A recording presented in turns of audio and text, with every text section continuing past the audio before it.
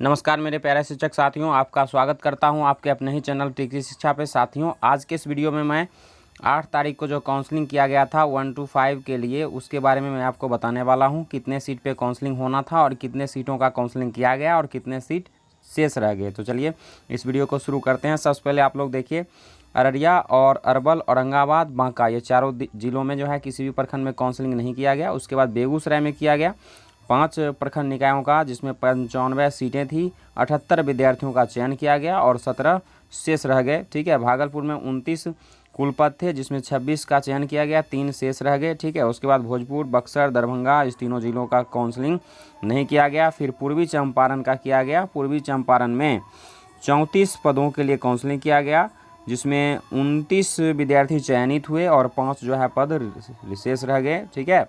गया में 187 पद के लिए काउंसलिंग होना था, जिसमें 134 के लिए काउंसलिंग हुआ और 53 पद शेष रह गए। साथ ही साथ गोपालगंज, जहानाबाद और जमुई में काउंसलिंग नहीं किया गया। ठीक है। कैमूर में 153 पदों के लिए काउंसलिंग होना था, 123 पद पे हुआ और 30 पद रिक्त रह गए। ठीक है। कटिहार जिला की बात करें तो कटिहार में 12 पद के लिए काउंसलिंग होना था, 6 पद भी भर पाया और 6 पद शेष रह गए। ठीक है। उसके बाद खगड़िया की बात करें तो खगड़िया में और किशनगंज में काउंसलिंग नहीं हुआ। ठीक है। कटिहार में हुआ तो ये 6 पद शेष रह गए वहाँ पे। ठीक है। मधुबनी की बात करें तो यहाँ पे 162 पदों पे काउंसलिंग होना था, जिसमें 55 पद पे ही हो पाया, 107 पद शेष रह गए। बहुत बड़ा रिक्ति रह गया। ये कैसे संभव हो सकता है? क्या कैंडिडेट नहीं पहुँचते हैं? किस कैटेगरी में इतना शेष रह जाता है? कुछ समझ में नहीं आता। ठीक है। आगे की हम बात करें तो मुंगेर, मुजफ्फरपुर और नालंदा तीनों जिला में काउंसलिंग नहीं हुआ। फिर नवादा में काउंसलिंग हुआ 116 पदों के लिए, जिसमें से 78 पद भरे गए और 38 शेष रह गए। 169 पद के लिए काउंसलिंग पटना में हुआ, जिसमें 130 पद भरे गए और 39 शेष रह गए। पूर्णिया की बात करें तो 33 पद का काउंसलिंग होना था, 25 पद पे हुआ और 8 शेष रह गया।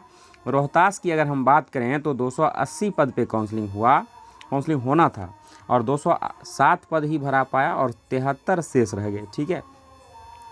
अगर हम बात करें सहरसा की तो सहरसा में 47 पद पे काउंसलिंग होना था, जिसमें 25 पद ही भर पाया, 22 पद शेष रह गए। ठीक है। आधी पद लगभग शेष रह जा रहा है।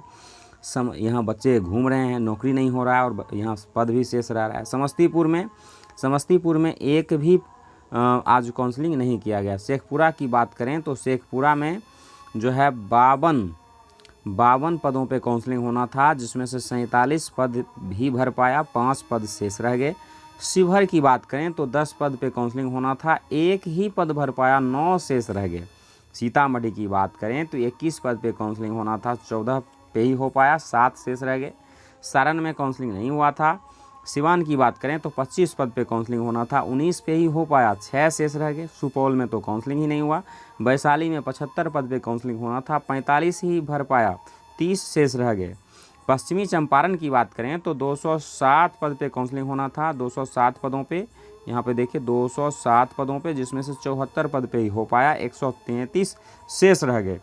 तो कुल आज काउंसलिंग किया गया था 1712 पदों के लिए, जिसमें से 1119 पद ही भर पाया, 593 पद शेष रह गए। यानी कि 3 भाग में से 1 भाग पद तो शेष ही रह जाते हैं, 2 भाग ही से पद भर पाते हैं। ठीक है। जबकि अभ्यर्थी वहाँ पे लाखों की संख्या में, हज़ारों की संख्या में पहुँचते हैं, फिर भी ये क्या हो रहा है? तो इसमें लगता है कैटेगरी वाइज कुछ महिलाओं के पद ज़्यादा रिक्त रह जा रहे हैं। ठीक है। तो ये समस्या चल रही है। खैर कोई बात नहीं, दूसरा जब चरण होगा तो उसमें इन पदों को खींचा जाएगा, ऐसा रंजीत सर ने कहा है। ठीक है।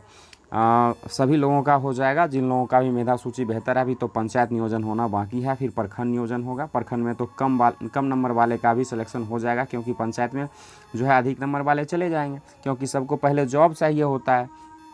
ठीक है। तो अगर आप लोग इस चैनल पर नए हैं तो चैनल को सब्सक्राइब कर लीजिए, क्योंकि डेली जो है शिक्षक नियोजन से जुड़ी हुई वीडियो आपको मिलती रहेगी। मिलते हैं नए वीडियो में, तब तक के लिए आपको बहुत बहुत धन्यवाद।